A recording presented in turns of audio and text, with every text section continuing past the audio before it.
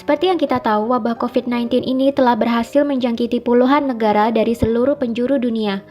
Dengan total hingga hari ini, 17 Maret 2020, WHO mengkonfirmasi bahwa ada 167.511 orang yang menjadi positif korban virus corona dengan 6.600 lebih kematian. COVID-19 juga telah sukses memukul mundur perekonomian dunia akibat dibatasinya transportasi antar negara untuk mencegah penularan lebih lanjut. Banyak negara-negara yang mengalami kerugian ekonomi akibat merebaknya wabah ini. Tapi di tengah kisru dan kepanikan virus COVID-19 ini, ada sebuah kejanggalan-kejanggalan yang terasa aneh untuk ukuran sebuah penyakit baru. 1. COVID-19 menyebar sangat cepat, bahkan berada di dekat atau bersentuhan dengan korban terinfeksi COVID-19 bisa menyebabkan tertular. Belum ada setengah tahun, tapi wabah ini sudah menjangkiti puluhan negara di seluruh dunia dengan total korban mencapai ratusan ribu jiwa. 2. COVID-19 tidak mematikan seperti SARS atau MERS, di mana dua penyakit ini adalah penyakit yang ditimbulkan oleh virus corona, sama-sama corona namun berbeda jenis. Tapi anehnya, COVID-19 ini diberitakan di mana-mana, dan media lebih suka memblow up kasus COVID-19 ini jauh lebih banyak dibandingkan dengan kasus SARS atau MERS dahulu. Mari kita lihat grafik berikut ini. 56,6% pasien terinfeksi COVID-19 dinyatakan sembuh, 40% masih dalam perawatan atau masa penyembuhan. Jumlah yang meninggal hanya 3,5%. Sedangkan dibanding dengan penyakit-penyakit lainnya seperti flu burung, MERS, Ebola, TBC, dan SARS, tingkat kematian yang ditimbulkan COVID-19 cenderung rendah. Tapi mengapa media lebih suka memberitakan COVID-19 ini dibandingkan dengan penyakit-penyakit lain yang lebih mematikan? Bukankah ini aneh? Dari keanehan-keanehan ini akhirnya muncullah banyak teori konspirasi mengenai COVID-19. Di antaranya, 1. Virus COVID-19 adalah kiriman dari tentara militer Amerika untuk Cina. Dilansir dari liputan6.com, pejabat Cina mengklaim kasus pertama virus corona COVID-19 bukan berasal dari negaranya, melainkan dari Amerika Serikat. Ia menuduh seorang tentara asal AS yang membawa COVID-19 ke negeri tirai bambu tersebut. Juru bicara Kementerian Cina, Zhao Lijian, juga dianggap melontarkan tuduhan yang sama. Setelah dalam akun Twitter pribadinya menyebut ada teori konspirasi yang menuduh AS sebagai penyebabnya. Merebaknya virus COVID-19 pertama kali di Cina tepat setelah terjadinya perang dagang antara Cina dengan Amerika dimulai. Dalam perang dagang itu diprediksikan Amerika Serikat akan kalah atas Cina. Dan sempat diprediksi jika Cina memerangkan perang dagang terhadap Amerika Serikat, maka ke depan kiblat ekonomi bukan lagi ke Amerika Serikat, melainkan ke Cina. Meski demikian, tuduhan pejabat Cina ke Amerika Serikat ini tidak disertai dengan bukti apapun. 2. COVID-19 bukannya penyakit biasa, melainkan senjata biologis yang diciptakan untuk memulai perang. Dilansir dari cnbcindonesia.com, Komandan Korps Pegawai Revolusi Iran atau IRGC mengatakan virus corona mungkin merupakan senjata biologis dari Amerika Serikat atau USA. Pengamat militer dan pertahanan Koni Rahakundini Bakri juga menduga bahwa COVID-19 ini adalah senjata biologis yang digunakan sebagai senjata pemusnah massal. Koni juga menyebut dari pernyataan mantan perwira intelijen Central Intelligence Agency atau CIA, Philip Giraldi, yang mengatakan bahwa COVID-19 bukan terjadi secara alami, melainkan melalui mutasi genetik. Giraldi menyebut virus mematikan itu sengaja diproduksi di laboratorium oleh Amerika Serikat bekerja sama dengan Israel. Amerika Serikat sengaja membuat virus itu untuk menghancurkan Cina dan Iran yang merupakan musuh terbesarnya. Lebih lanjut, Koni membeberkan senjata biologi memiliki daya tarik untuk digunakan karena sangat murah. Berdasarkan data, dia menyebutkan 1 km persegi serangan senjata biologi hanya berkisar $1. Selain itu, senjata biologi dinilai tidak mudah dideteksi, baik dengan X-ray ataupun anjing pelacak sekalipun, serta sangat mudah untuk diangkut. Sedangkan senjata konvensional memerlukan biaya $2.000, senjata nuklir $800, dan senjata kimia $600. Iran sendiri berada di ambang kekacauan akibat wabah virus corona. Bagaimana tidak, sebanyak 8% anggota parlemen Iran ternyata tertular virus SARS-CoV-2 dari penyakit COVID-19.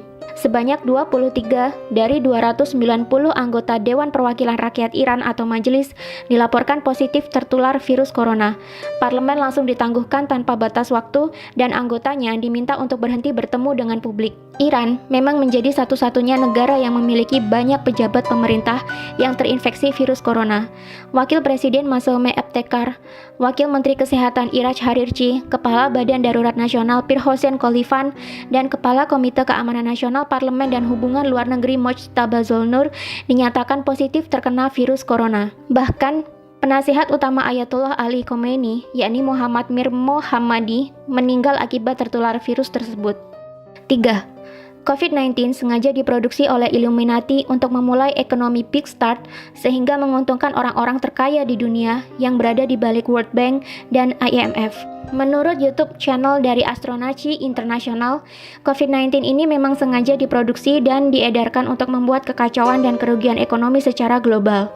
Imbasnya, banyak sekali harga saham yang anjlok dan banyak investor menjualnya dengan harga murah. Selain itu, dengan merebaknya wabah COVID-19 ini, mau tidak mau akan memukul banyak negara bahkan dunia menuju ke kerugian ekonomi akibat tersedotnya banyak biaya untuk merawat warga yang sakit dan dirumahkannya banyak pekerja untuk mencegah penularan COVID-19 lebih lanjut. Efeknya, banyak perusahaan akan mengalami kerugian dan menurunnya pendapatan negara. Akibatnya, mau tidak mau resesi atau perlambatan ekonomi akan diprediksikan benar-benar terjadi dan negara-negara di dunia akan membutuhkan hutang untuk membangkitkan kembali perekonomian di negara mereka. Tentu saja kemana lagi negara-negara yang merugi ini akan berhutang jika bukan ke World Bank dan IMF. Sedangkan World Bank dan IMF yang menjadi bagian dari PBB sendiri memiliki penyokong dana di baliknya dan disinyalir adalah Illuminati. Di mana Illuminati sendiri adalah perkumpulan rahasia yang tidak terekspos oleh media, di mana pesertanya sebagian adalah para konglomerat dunia dan diisukan menjadi dalang di balik revolusi Prancis, Perang Dunia I, dan Perang Dunia Kedua. Selain mendapatkan banyak keuntungan dari bunga pinjaman, Illuminati juga disinyalir akan mendapatkan banyak keuntungan dari harga-harga saham yang jatuh, di mana mereka bisa membelinya sekarang dengan harga yang murah dan menjualnya kembali saat harga sudah tinggi, yakni ketika perekonomian global telah kembali pulih. Bagi penganut teori konspirasi, sudah tidak asing lagi bahwa Illuminati adalah sebuah organisasi rahasia yang berisikan anggota dari beragam profesi, mulai dari petinggi negara, konglomerat-konglomerat terkaya di dunia, hingga artis-artis kelas dunia. Tujuan dibuatnya Illuminati ini tentu saja untuk menyejahterakan kepentingan-kepentingan anggotanya dan menguntungkan orang-orang di dalamnya. Konspirasi terbesar adalah membuat dunia menjadi satu tatanan baru atau New World Order, di mana nantinya di dunia ini semua negara dan wilayah akan berada di bawah satu komando atau kepemimpinan. Tidak ada lagi perebutan kekuasaan internasional. Jika itu terjadi, tentunya akan mudah bagi anggota Illuminati mengontrol dunia dan mencetak kekayaan sebanyak-banyaknya dari seluruh belahan dunia. Untuk melancarkan maksud mereka ini, maka dibentuklah Organisasi Persatuan Dunia yang kita sebut sebagai PBB atau Persatuan Bangsa-Bangsa yang awalnya didirikan oleh Amerika, Inggris, dan Uni Soviet. PBB sendiri memiliki beberapa suborganisasi lebih kecil di antaranya World Bank dan IMF yang mengurus segala hal berkaitan dengan perekonomian dan perputaran uang di dunia.